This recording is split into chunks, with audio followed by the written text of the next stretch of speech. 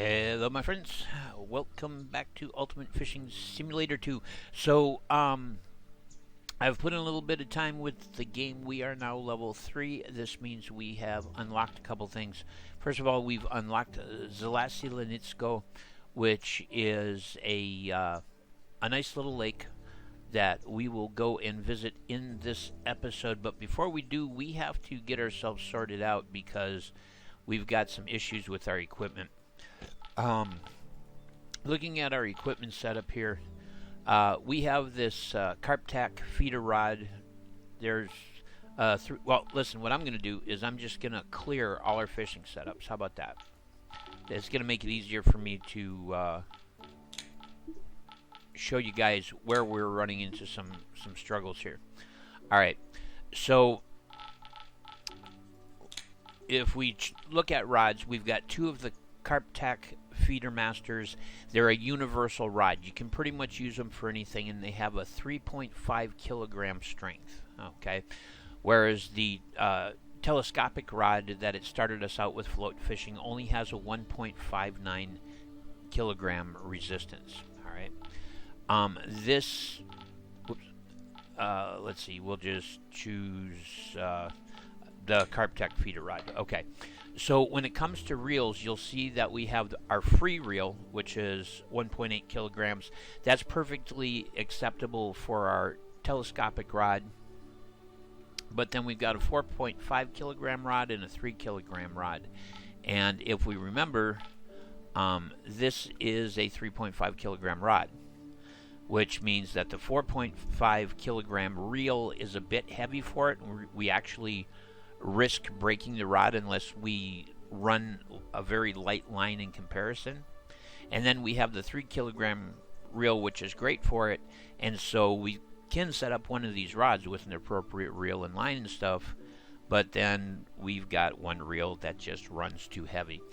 And as a result, I want to go to the shop and I want to see what is available in terms of rods at our current level. Let's see, universal rods.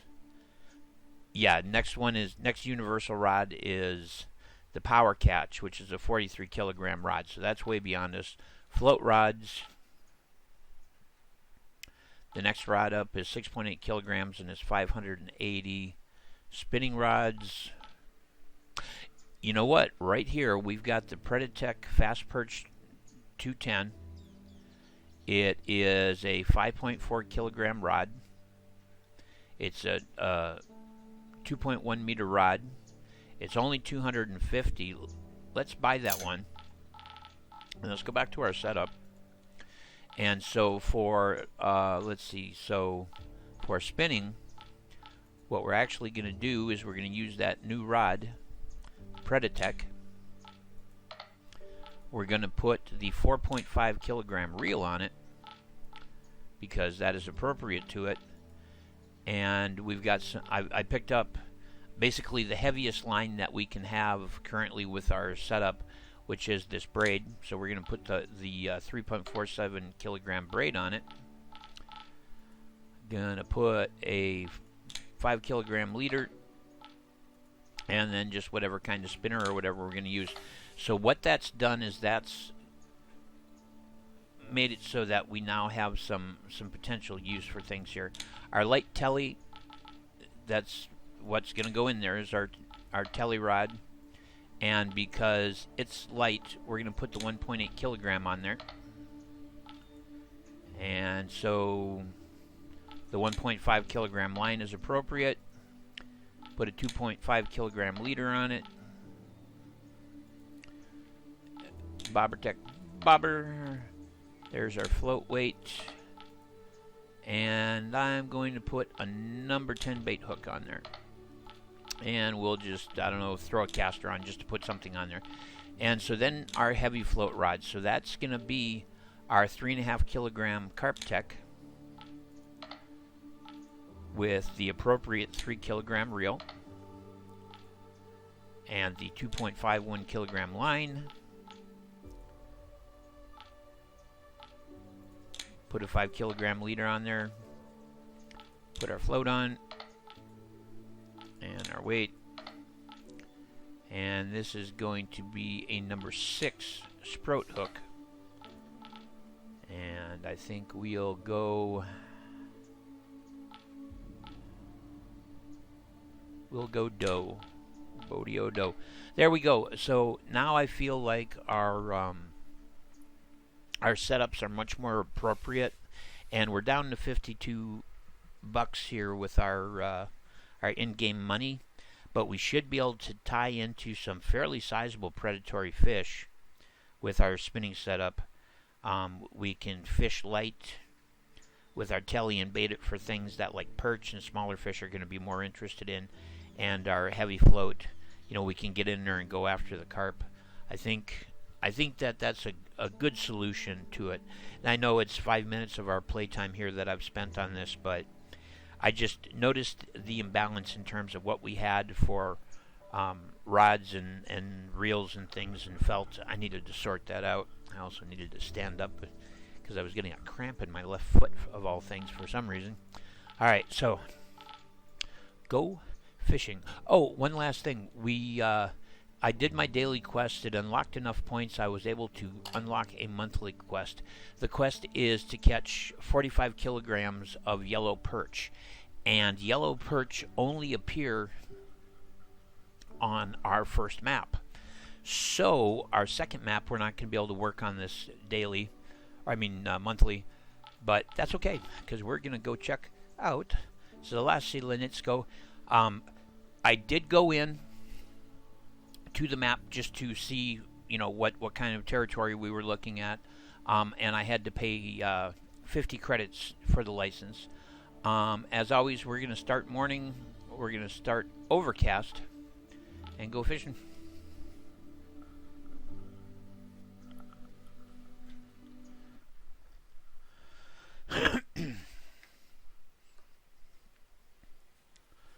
All right, if we hit the map, you can see that it's kind of a hourglass-shaped lake, a bow tie shape maybe. We've got a very small stream that runs along it. There we go. Well, all right, let's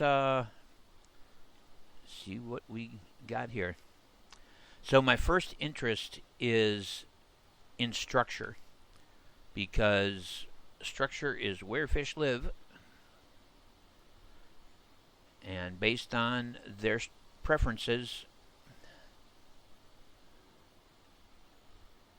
and the observable conditions, we will determine our tackle and technique. That is what we call spot theory. S for structure, P for preferences, O for observations, and T for tackle or technique. Structure is where fish live. There's visible structure and an unseen structure. All of these lily pads are visible structure. The dead log sticking up above the water is visible structure, but it tells us that there's invisible structure, the rest of that log, underneath the water. The dock is structure because it provides cover for fish to live in. Structure is where fish live.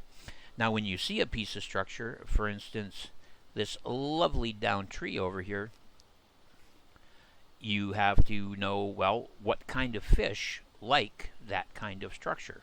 That is the preferences of the species, and along with their preference for structure, there's of course going to be the preference for the things that they eat, the temperatures they like, the weather and light conditions and all of that they prefer. So we spot structure, we study the preferences of the species, and then we have the observable phenomenon.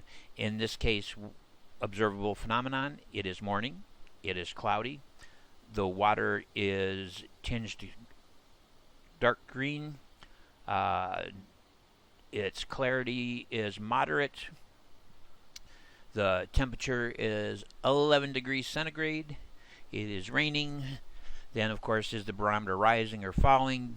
Did it storm yesterday? Is it supposed to storm tomorrow? Is it storming today? All of that, those are the observable things. So S, structure, P, preferences, O, observations. And if we know what structure there is, we know the preferences of the species that live in that structure, We observe the conditions that we can compare relative to the preferences of the species. Then it helps us determine our tackle and technique. And in this case, our tackle is going to be our heavy feeder rod. We're going to make sure our leader depth is set to its deepest point, which should be 2.5, I believe. There we go, 2.5 meters. We have it baited with some dough balls, and we're going to assume that these lily pads here are structure for the smaller carp species, but that the big boys are going to be out there. Let's try a flip cast right off the edge of this so we can get a look at what's hanging out down there.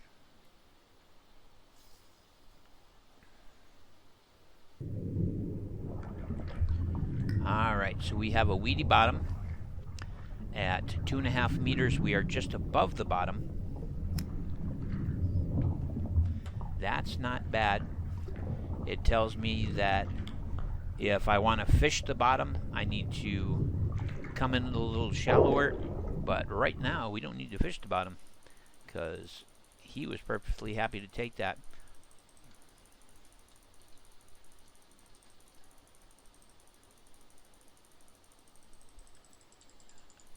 Alright, I am going to bring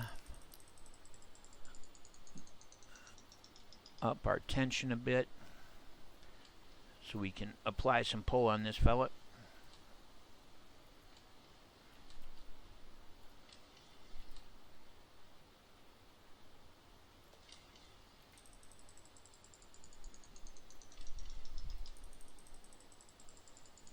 Gonna bring it up another. Come on, go up. Thank you. There we go. So a common bream. Of course, it's the first one we've caught, so it's a new personal record. He's worth $8, which is very nice. 16 experience. If we release him, it's 24 experience. We need the bucks right now, so we're going to keep him. But there we go. That was very nice. Let's do another flip cast. This time in a little closer, right in the middle of the business.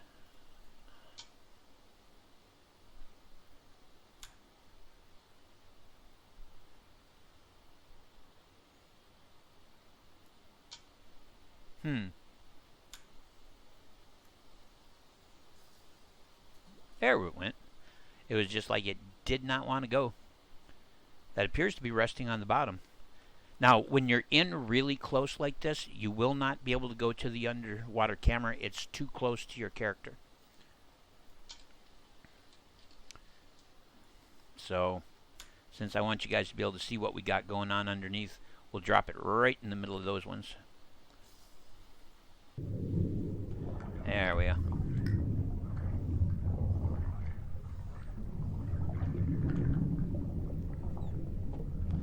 We'll fish a little bit with the dough balls, see how they do.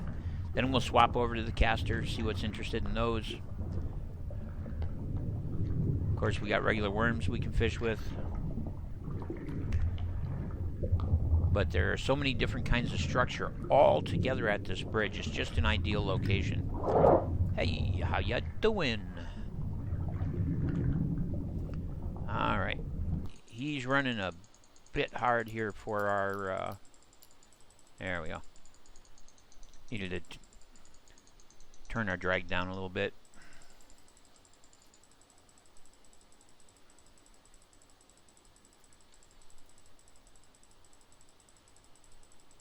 He's not stressing our rod or reel at all, but our line, he's running real close to our line's unhappy place.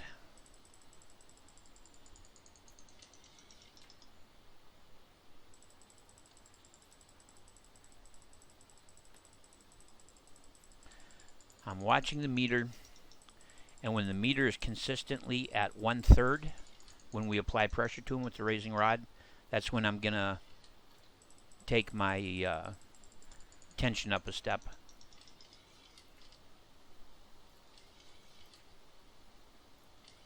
And we may not have to, we'll see. Yeah, he's still got some fight in him. So we're not taking it up again just yet.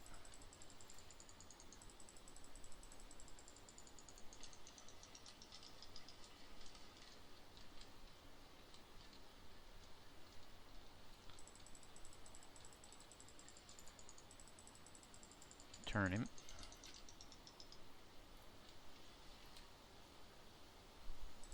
I think we could probably go up a step here. Get my rod all the way up and increase it a step. Why is it not increasing? It's plus and minus. Yeah, that's not very reliable, quite frankly. Sometimes I hit the key and it goes down or up. Sometimes it doesn't.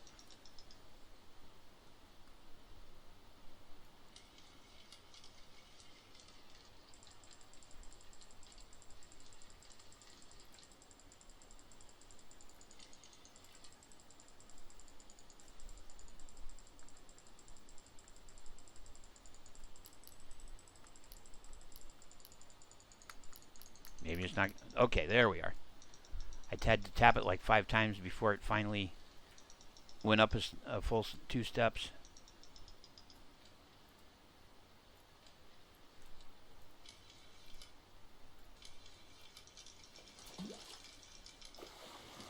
There we go. A barbel worth 52. Jumpin' Jehoshaphat. Good deal. Alright, I want to make sure and take that back down again. See, now I'm pushing the button and only after about 3 taps on the button is it actually going down. That's very weird. But yeah, he was definitely worth it. Let's try right out there again.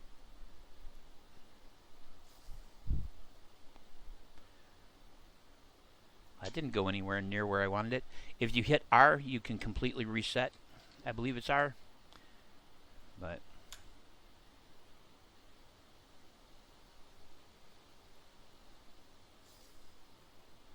there we go. Now it's on the spot.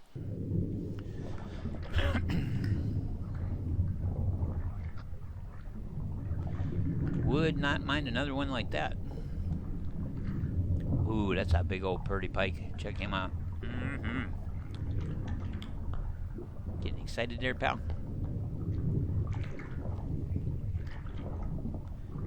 I may have to run a spoon through there. That was a good looking pike. Wham! There he is.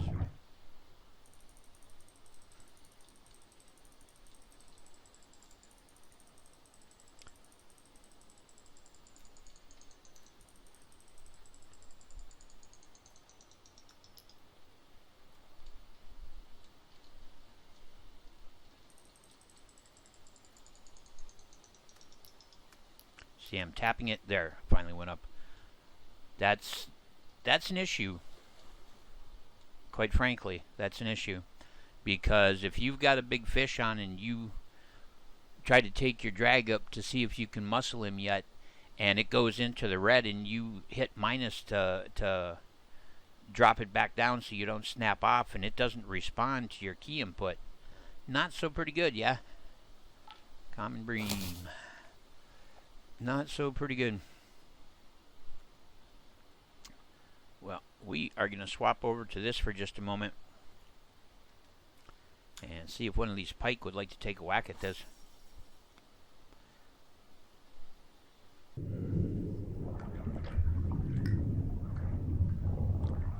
Oh, this is some good structure. Look at how deep that is.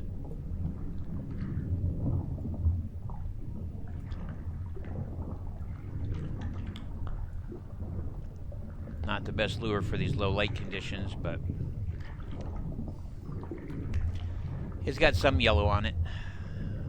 And yellow shows up well. There's a good looking carp. Howdy, fella.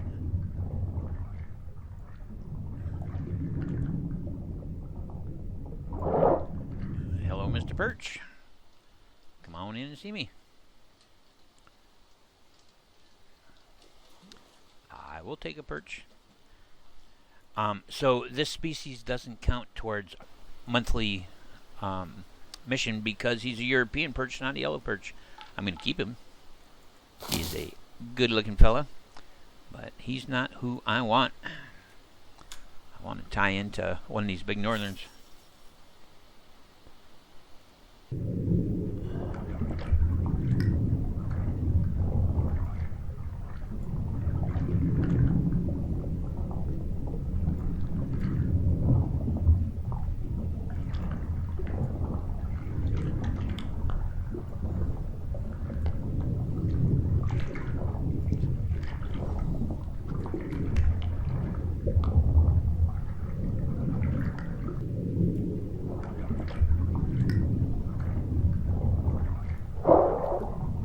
Another perch. Here you. He's quite a bit smaller. I'm going to release him for the extra XP.